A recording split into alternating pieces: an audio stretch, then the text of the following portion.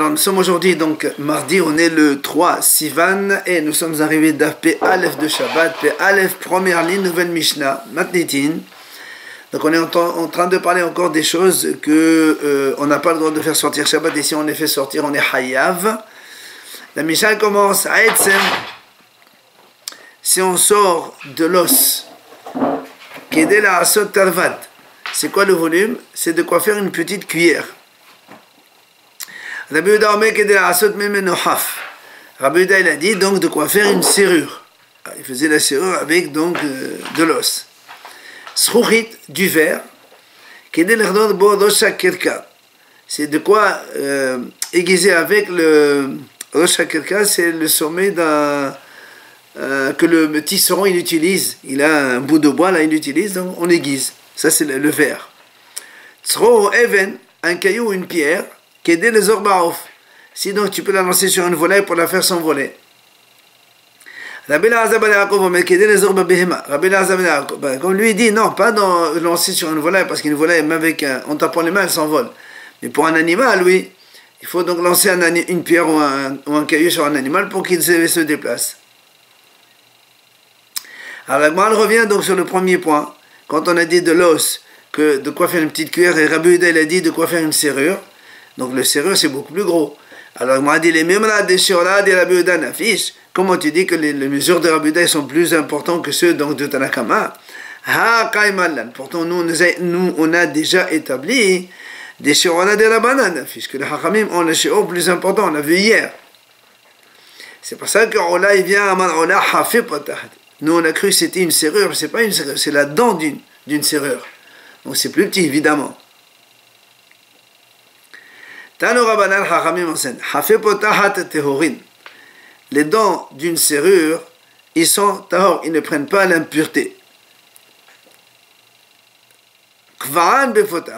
Mais si maintenant il les a fixés dans la serrure, là ils prennent l'impureté, ça devient un kil et un ustensile, et ça prend l'impureté.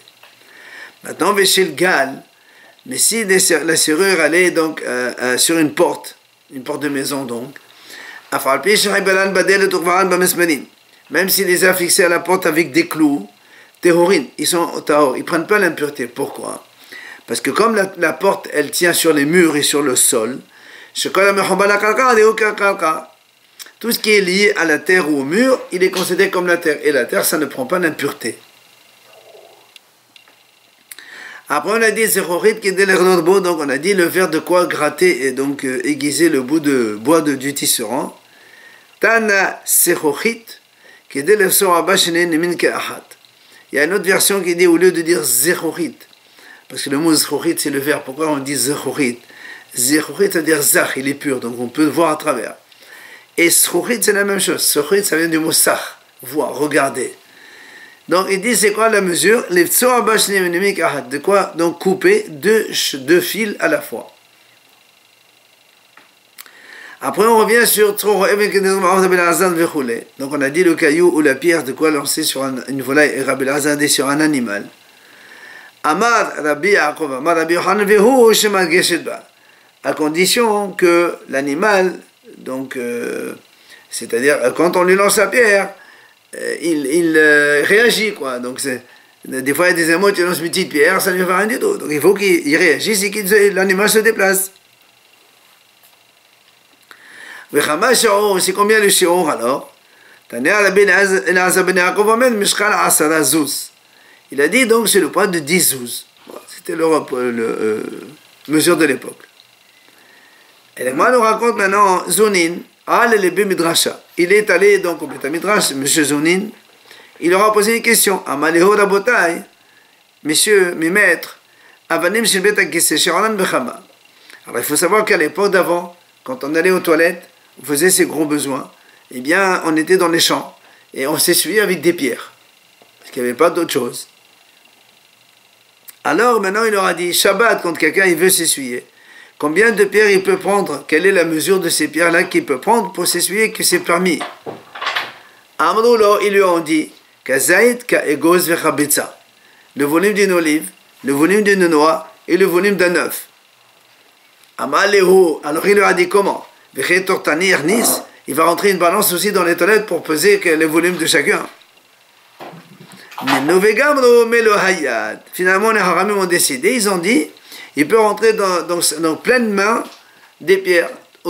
Qui peut rentrer dans la main, 3, 4, 5, ça dépend de la grosseur des pierres, dans une main, il rentre avec pour s'essuyer. Tania Rabbi Yossi Omer Kazat Kaigos Vechabetza. Rabbi Yossi, il a dit, comme on a dit au début, donc le volume d'une olive, d'une noix ou d'un œuf. Rabbi Shimon ben Rabbi Yossi Omer, mais Shema Vir, mais lo Hayat. Et Rabbi Shimon, il dit au nom de son père, c'est donc Melo Hayat, comme on a dit, donc de quoi remplir une main. La paume d'une main, donc avec des cailloux, des pierres pour s'essuyer. Tano Rabanan Hachamim enseigne. Shalosh avanim memekoz zalot motal lernis ivet akese. Ils disent Hachamim, quand quelqu'un il rentre donc aux toilettes, il peut rentrer avec lui Shabbat 3 pierres mekoz zalot, c'est-à-dire un peu en pique quoi, pour s'essuyer. Il a le droit de rentrer 3. Alors, la Gemara dit V'chamash Oran. Combien c'est la mesure, donc le volume de ces pierres? Rabbi Meir Omer Ka'igoz, Rabbi Yehuda Omer Kabetza. Rabbi Meir dit c'est comme le volume d'une noix, et Rabbi Yehuda dit comme le volume d'un œuf.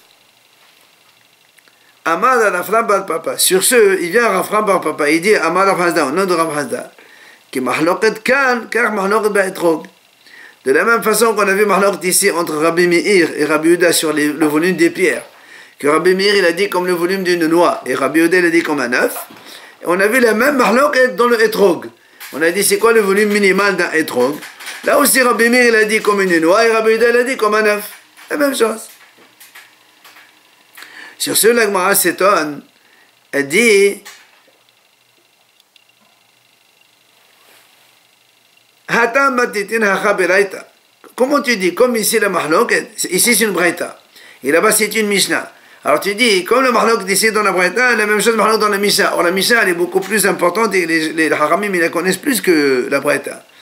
Donc il va les changer. C'est pour ça que elle change effectivement. Elle dit non, elle, c'est comme ça qu'il veut dire. Qui mahlok ba'etrog, car mahlok kan. La même mahlok qu'on a vu dans le etrog. Que là-bas c'est une mishnah, que Rabbi Meir dit le volume minimal d'un etrog c'est une noix et Rabbi Yehuda dit betza 9. La même chose ici dans les pierres avec lesquelles donc on va s'essuyer Shabbat. Eh bien, on dit la même chose. On a le droit de rentrer 3 pierres et Rabbi Meir dit comme une noix et Rabbi Yehuda dit comme un œuf. Quel lien avec le etrog? Non, rien, c'est juste la même chose. Noix et œuf, c'est tout. Les mêmes hachamim avec l'œuf. Amar Rabbi Yehuda. Il a dit Rabbi Yehuda, aval lo et païs. Il dit Rabbi Yehuda, on n'a pas le droit de prendre des pierres païs pour s'essuyer dans les toilettes. Alors on m'a dit, maï païs, c'est quoi ce truc-là? Amar Rabbi Zera, kashine bavlaita. Il dit en fait, ce sont des pierres de Bavel. Et qu'est-ce qu'elles ont de particulier? C'est qu'elles s'effritent. Comme la pierre, elle n'est pas très solide. Quand tu vas t'essuyer et que tout s'effrite derrière, évidemment, c'est pas bon. C'est pour ça qu'il dit ça. On n'a pas le droit donc de le prendre Shabbat. Amar Rava, asur le mashmesh betzror beshabbat keder sheme mashmesh bahol. Et ils disent Hachamim à l'époque, quand quelqu'un il a des difficultés donc à s'évacuer, donc à faire ses gros besoins, il prend une pierre et il fait un peu des massages là-bas derrière pour permettre aux muscles un peu de se relâcher et d'aller. Alors il a dit, Rava il a dit, assour de faire ça Shabbat, comme on le fait habituellement en Hol. Alors, Matriv la Morzoutra il dit comment? L'istaken. Ouais, alors il reste comme ça, il n'arrive pas à sortir, et il reste. Et Haramim disent que quelqu'un il retient ses gros besoins, il ne peut pas les faire sortir, c'est dangereux pour la santé. Alors il dit non, qu'il il le fait avec changement par rapport au hol, pas la même chose comme le hol. Au lieu d'attraper la pierre avec la main, il l'attrape avec 2 doigts ou autre chose. Amar Rabbi Anai, im yesh makom kavo alevet akise, melo hayat. S'il y a un endroit donc fixe où la personne va là-bas tout le temps aux toilettes, là il peut rentrer melo hayat, c'est-à-dire donc il rentre comme on a dit plein de paumes de main avec des pierres, c'est-à-dire que s'il lui reste, il les laisse là-bas, c'est pas un problème la prochaine fois. Il me lave, mais sinon, c'est pas un endroit fixe, une fois là, une fois là, une fois là. Il ne peut pas prendre n'importe quelle pierre. Je l'ai dit, C'est quoi Echrea? C'est-à-dire donc entre, puisque nous on a dit comme l'olive, comme la noix et comme l'œuf, l'olive c'est le plus petit, l'œuf c'est le plus gros, alors on prend comme la noix, c'est entre les deux, la grosseur de la pierre. La Gemara dit Meduchar Tana shel Besamim. Une petite Meduchar Tana, c'est pour moudre les encens. C'est voilà, un petit mortier. Tout petit mortier, on fait des encens là-bas. Alors, Amar Rav Shishat. Im yesh aleha ed mutar. Avant, ils utilisaient ça des fois pour s'essuyer aussi. Alors il dit, s'il y a sur... Parce que normalement, un mortier, c'est un kélé chez les sourds. C'est-à-dire un kélé pour moudre, pour piler, et donc c'est interdit de le déplacer Shabbat. Sauf si on a besoin. Et donc c'est pour ça qu'il dit, Rav Sheshat, s'il y a un témoin comme quoi, ça veut dire que ça a été déjà utilisé pour s'essuyer, et donc là, tu peux l'utiliser aussi pour t'essuyer. Et c'est quoi le témoin? C'est-à-dire, il y a un peu de saleté déjà, donc tu vois qu'il y a quelqu'un d'autre qui s'essuyait déjà avec.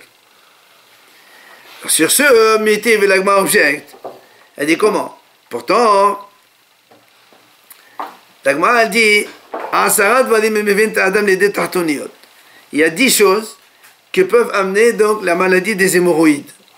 C'est quoi les 10? L'Agma dit quoi? C'est quoi? La liste. Celui qui mange des feuilles de roseau. 2. Celui qui mange des feuilles de vigne. 3. Celui qui mange des troncs de vigne. Celui qui mange des morceaux de viande de l'animal qui sont plissés.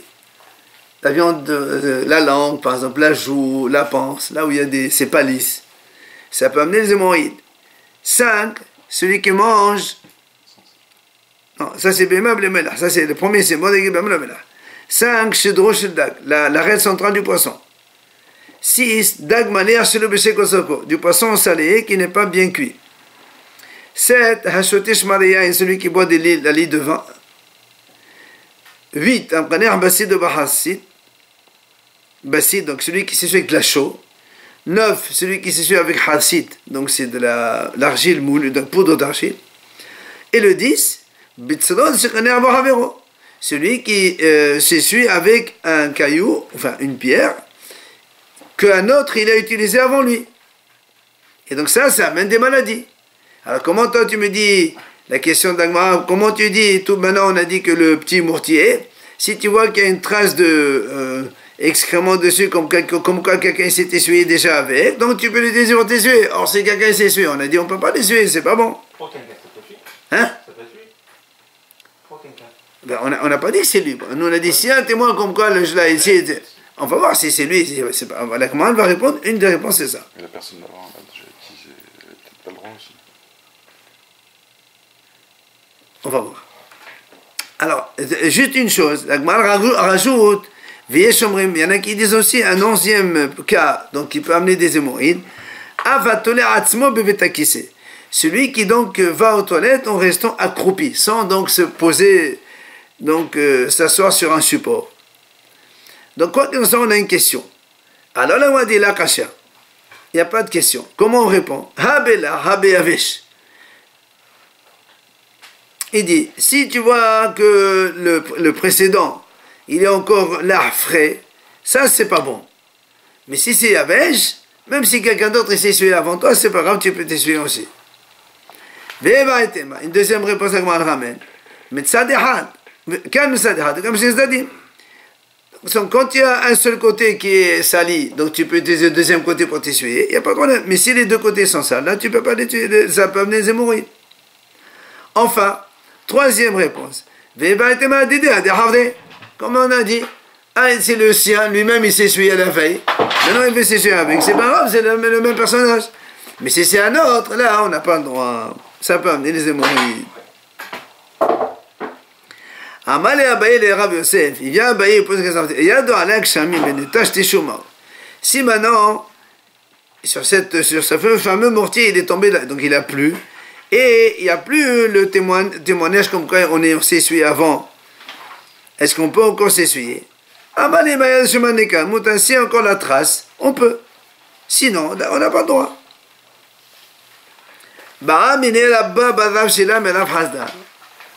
Rabba, donc il a posé la question à Rav Hasda.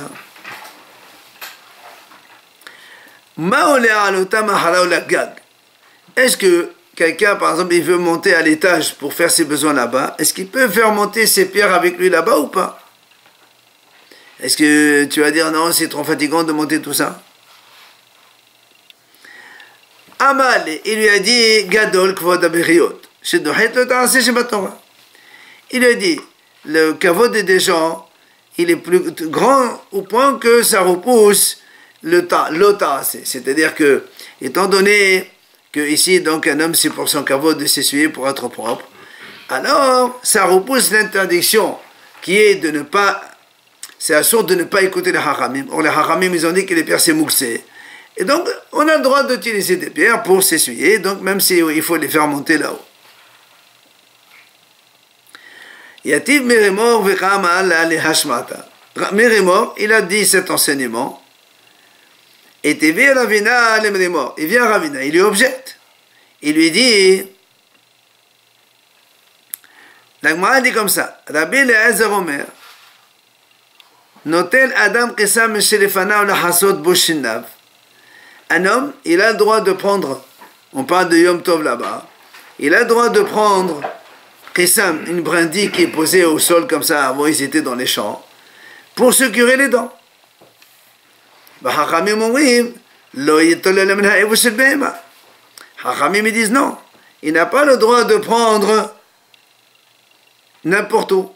Il prend que seulement et vous chez lui là où il y a un mangeoire donc pour les animaux, c'est-à-dire on les a préparés et réservés pour l'animal pour manger. Il peut aussi lui prendre une brindille donc se curer les dents avec. Et qu'est-ce qu'on voit ici? Imaginons il dit Haramé dit quand un homme il a mangé par exemple de la viande, il reste entre les dents. Si tu lui donnes pas, selon les Haramim, si il ne peut prendre que s'il y a un mangeoire des animaux que tu as réservé. Sinon, même si tu as de la viande entre les dents, tu peux pas te curer les dents. Alors, des fois, c'est pas joli, comme ça, devant les gens, tu parles et tu as des morceaux comme ça de coincés entre les dents. Donc, tu vois bien, voilà, on voit ici Kvod Aberiot. Et pour le kavod des gens, hein, ça n'a pas repoussé le mouxé que tu n'as pas le droit de prendre des brindilles qui sont jetées au sol. Alors, la Gemara répond, elle dit, mais comment tu poses une question pareille? C'est pas du tout comparable. Pourquoi? Hatam, Adam, Koviyama, comme les soldats. Là-bas, à propos de la brindille, un homme, en général, il sait très bien où il va manger. Donc, s'il sait où il va manger, donc depuis là-bas, il aurait dû préparer 2 ou 3 brindilles pour se curer les dents. Donc, tu ne l'as pas fait, alors tant pis. Mais ici, Adam convient comme le bétakissé. Mais ici, est-ce qu'un homme il va fixer un endroit pour aller aux toilettes? À l'époque, il n'y avait pas d'endroit fixé. Tu vas dans les champs, tu vas aller là, tu trouves quelqu'un qui est déjà, tu vas ailleurs, enfin, tu t'éloignes. Donc on n'a pas un endroit fixe pour les toilettes. C'est pour ça qu'on ne peut pas amener des pierres depuis la veille et les préparer à cet effet. Donc on est obligé de les prendre le jour même.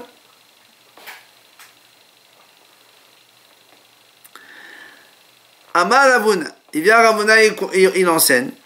Asur lifnot besdenir beshabbat. C'est asur de faire ses besoins dans un terrain labouré Shabbat. Alors on m'a dit quel est le problème? Maintenant, c'est quoi la raison? Pourquoi on n'a pas le droit d'aller dans un terrain labouré? Et les mêmes shumdavsha, si tu me dis parce que il va marcher donc dessus, il va piétiner, il va donc abîmer ce qui a été labouré. Dans ces cas-là, même le hol, pourquoi tu dis que Shabbat? Même hol aussi, où tu n'as pas le droit d'abîmer le terrain de ton prochain qui est là, labouré, il a travaillé dessus, toi tu écrases, après ça permet pas donc la culture de pousser. Mais si tu me dis parce qu'il y a déjà des herbes qui ont poussé et donc peut-être que en prenant des pierres tu vas prendre aussi des pierres avec des herbes qui ont poussé et en t'essuyant tu vas arracher ces herbes. Alors il dit pourtant Rish Lakish a dit il a dit Rish Lakish, si tu prends un caillou, comme ça, là où quelqu'un est en train d'évacuer ses besoins, et dans le caillou, il y a quelques herbes qui ont poussé dessus, on a le droit de s'essuyer avec.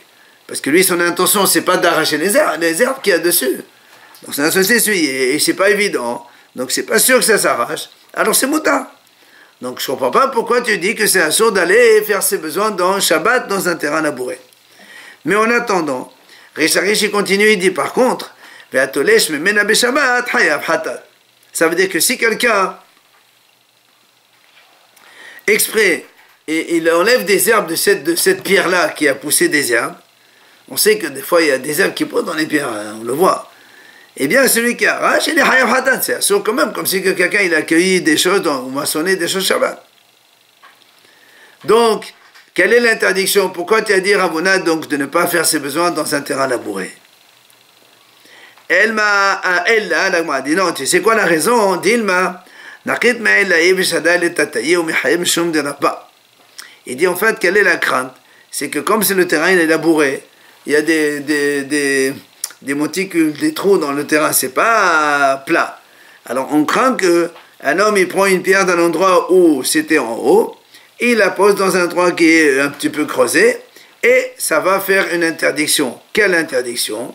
C'est celle de Rabba. C'est laquelle? Rabba, il a dit comme ça. Si un homme, il y avait un trou dans le sol, il l'a bouché, si c'est dans une maison, donc si c'est dans une maison, c'est comme s'il a construit parce qu'il a égalisé le sol.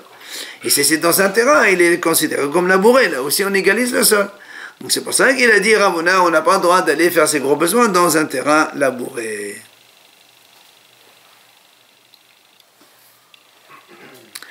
Amar Rish Lakish. Rish Lakish dit,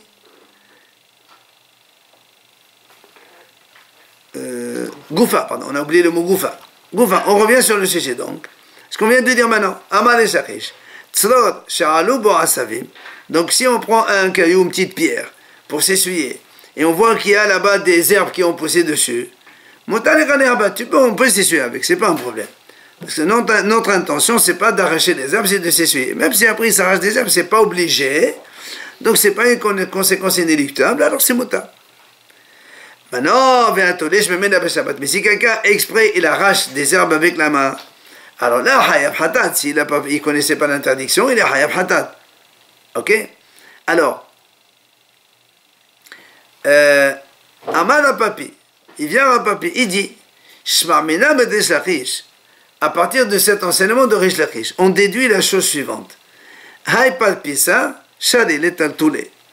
Si on a un pot de terre, avec des plantes dessus, et qui est percé, qui est troué, donc il est en contact avec le sol, on a le droit de le déplacer Shabbat. Pourquoi tu dis ça? Parce que Rish Lakish, qu'est-ce qu'il a dit? Il y avait une pierre sur le sol. D'accord? Sur de la terre, il y avait une pierre. Et dans la pierre, il y a eu des herbes. Pourtant, la pierre, elle communique avec la terre. Puisque c'est posé sur la terre. Et on a le droit de prendre cette pierre pour s'essuyer. Donc on peut, en quelque sorte, déraciner la pierre de la terre. Alors il dit la même chose, on a le droit de déplacer un pot avec des plantes, même s'il a un trou, il communique avec la terre. Donc à partir de Rish Lakish, on déduit cela. Alors Matriv la Rav Kahana, il vient Rav Kahana, il lui objecte, il dit comment? Im amro les sorer, yomno shelo les sorer. Il dit qu'est-ce que tu racontes? Si on a dit qu'on avait le droit de prendre la pierre parce qu'on avait besoin de s'essuyer, alors, comme on a dit tout à l'heure, Kvod Aberiot et tout cela. Maintenant, tu vas me dire, comme ça, sans aucune raison, tu as le droit de déplacer un pot de terre, mais qui est donc au contact de la terre parce qu'il est troué en bas, et tu le déplaces. C'est sûr que non. Amar Abaye. Il a dit à Abaye, pas de pissa, donc ce fameux pot de terre qui est percé. Puisqu'on en parle, on va dire quelques halakhot concernant ce pot de fleurs donc percé. Pot de terre, donc il y a une plante ou des fleurs, c'est pareil.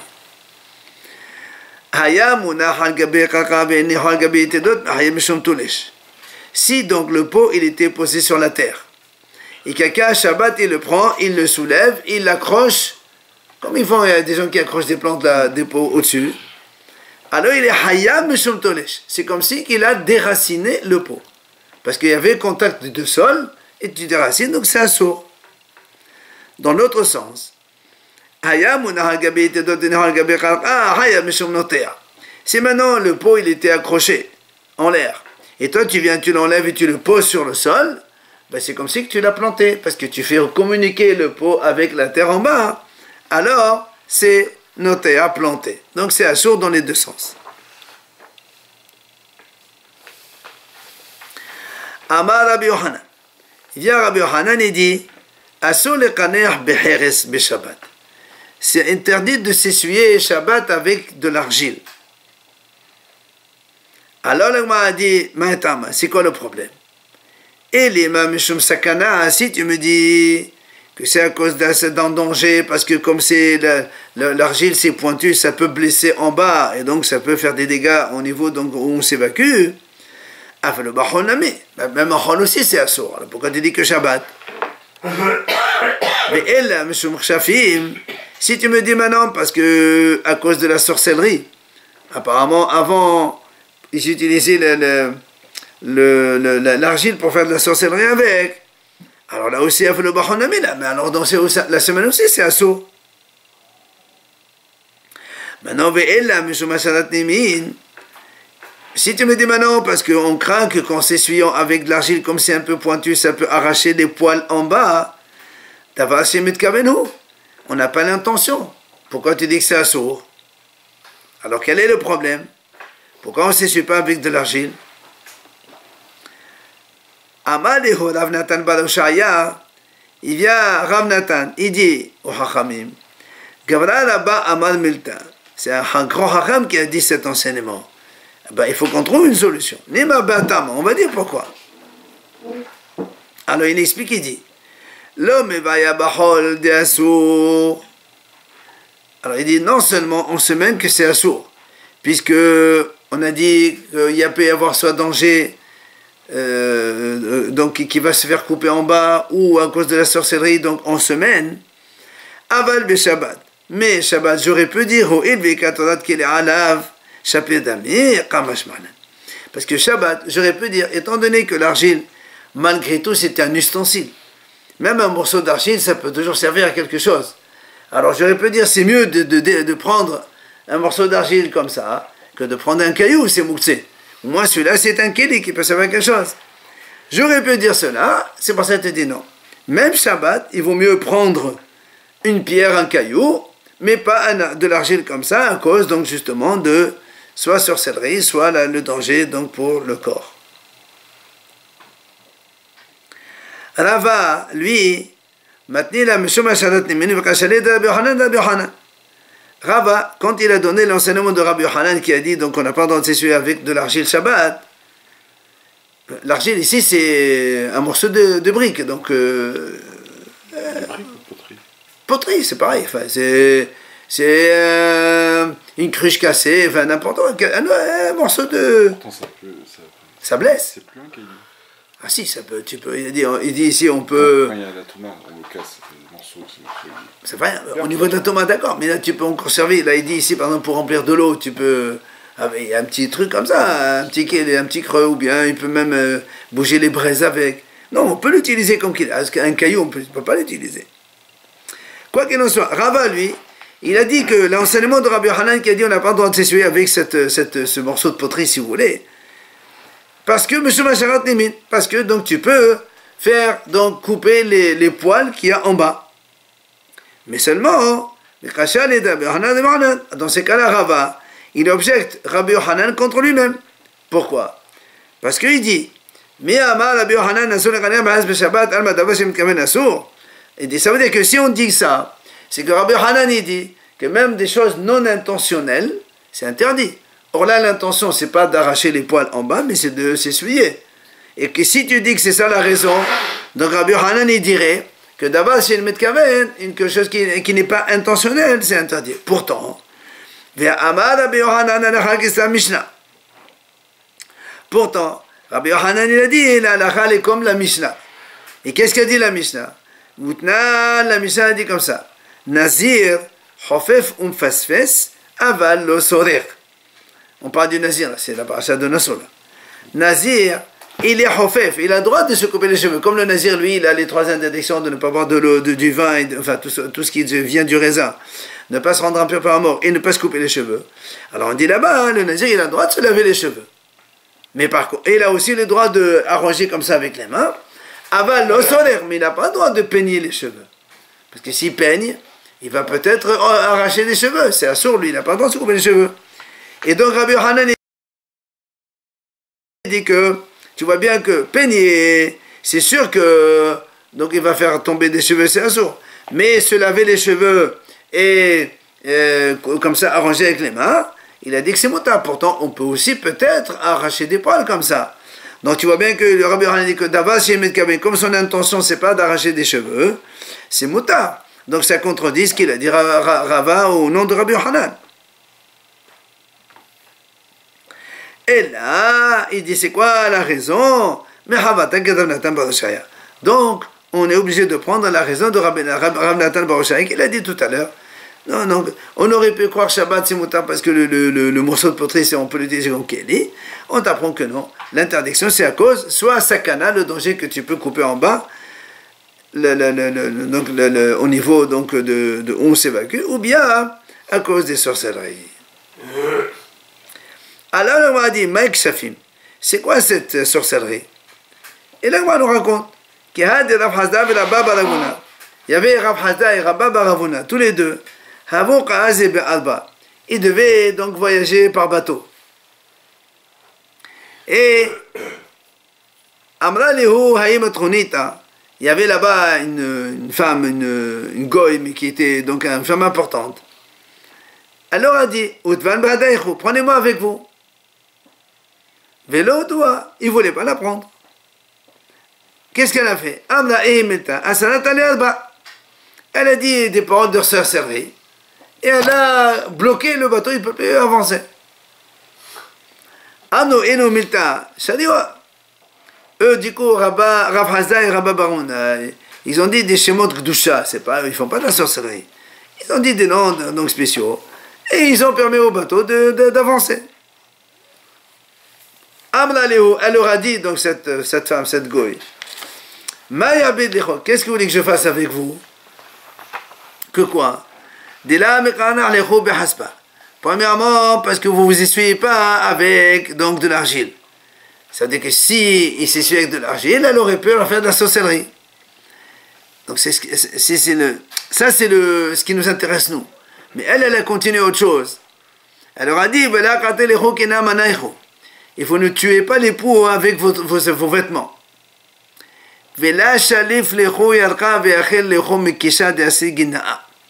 Et quand vous achetez les légumes chez les paysans, et que les paysans ils vous donnent des bottes comme ça, par exemple, ils disent ici des poireaux, ou des oignons comme ça en bottes, vous n'arrachez pas comme ça les légumes et vous mangez.